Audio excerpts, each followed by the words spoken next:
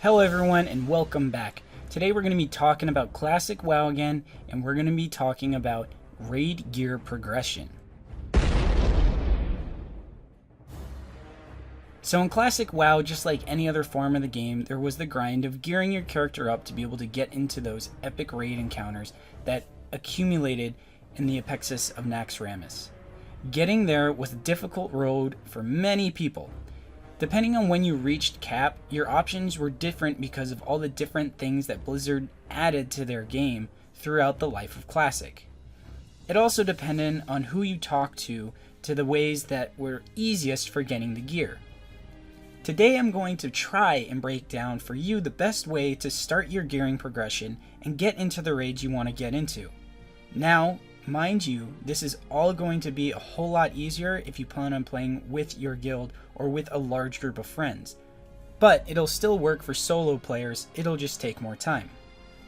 So let's start out with the obvious here. You can just straight up buy some gear that'll help you get into raids. But there isn't a slot for everything, and you will more than likely need to still work on a few slots before you can get into a raid. There are also your professions. A lot of the items you can potentially buy are straight from professions anyways, so make sure you check out your professions and you could start farming for the materials while you're waiting for your 10-man Upper Blackrock Spire group to form. Once you've looked over what you can craft and buy, the first entrance to getting raid gear is not all that different from what we see in WoW today. You want to start running 5-man dungeons, and depending on how Blizzard plays out the patch cycle, this could potentially be easy because you're going to be running 10 to 15 people in Skolaman, Stratholme, Lower, and Upper Blackrock Spire. There will be some nice blues that will drop from these instances, which will ultimately help you get into raiding. You will also need to make sure that while you're going out on these dungeons, that you look for any quests that may be helping you along the way.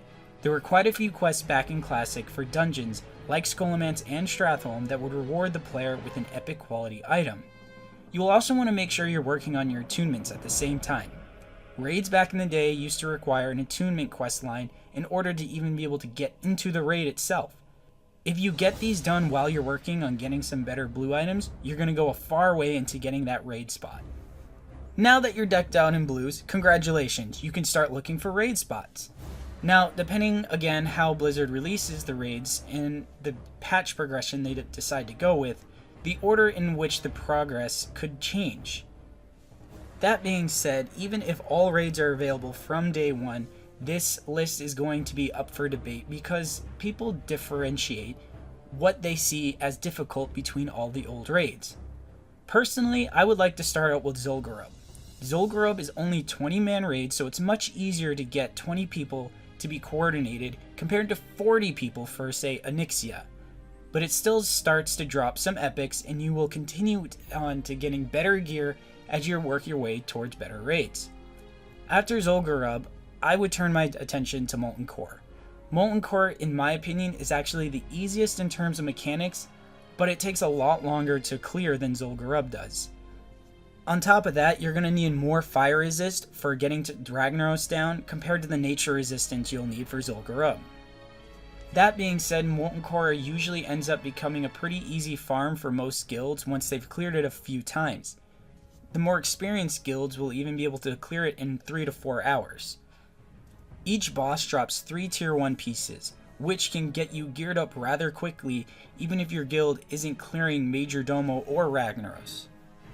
Once you have the required fire resist gear from your tier 1 set, head on over and take out Onyxia. Onyxia is only a single boss, so once she is dead you can start working on AQ20, or BWL. If you're lower with the nature resistance, Blackwing Lair might be the easier one for you to go for. But AQ20 is definitely on par or even maybe a little bit easier than Blackwing Lair. Blackwing Lair is going to be a great source of gear because you're going to get the majority of your tier 2 set, which will help immensely when you want to get into AQ40 and eventually Nax. The only other places to get parts of your tier 2 set would be from Ragnaros and Onyxia. Once you get Blackwing Lair and AQ20 cleared and you got at least, I'd say 70% of the gear you need from there, start working on Cthulhu. AQ40 is going to drop a lot of really good gear that you can pair up nicely with your tier set. And once you've cleared all of AQ40 and you have everything you feel you need, it's time for the big one. Head on over to Naxxramas to take on Kel'Thuzad. Now, take into account that all of these raids were not released in the order that I said with the initial launch of the game. When it was first released, we only had Molten Core and Onyxia. So, if Blizzard follows the same path, then those are going to be the first 2 raids that you're going to work on regardless. One huge thing you really want to consider is that there was only 1 raid lockout for each raid of each week. You don't have an LFR, normal, heroic, or mythic lockout. There is just the 1 normal lockout. And unless Blizzard makes some changes to lockouts, you won't even be able to join your guild halfway through a raid if you're locked to a different raid that even has less bosses dead. Once you're locked to a raid ID, that was it. You couldn't enter any other raids that week. So keep that in mind and know when it is and isn't okay to pug a raid without your raid group or without your guild. Well, anyways guys, that's pretty much it for this video. I know for a lot of classic WoW veterans out there, this was pretty useless information, but hopefully this will be helpful for any new players who want to try out Classic. I know I've had a few friends of my own who wanted to know what the progression was going to look like, which is why I made this video. As always guys, thanks for watching, and I'll see you in the next one. Hey, it's Radit here. Don't forget to hit that like button and subscribe as well. It really helps out the channel. We put out multiple new videos each week and we appreciate all of your support. Thanks for watching everyone, and cheers.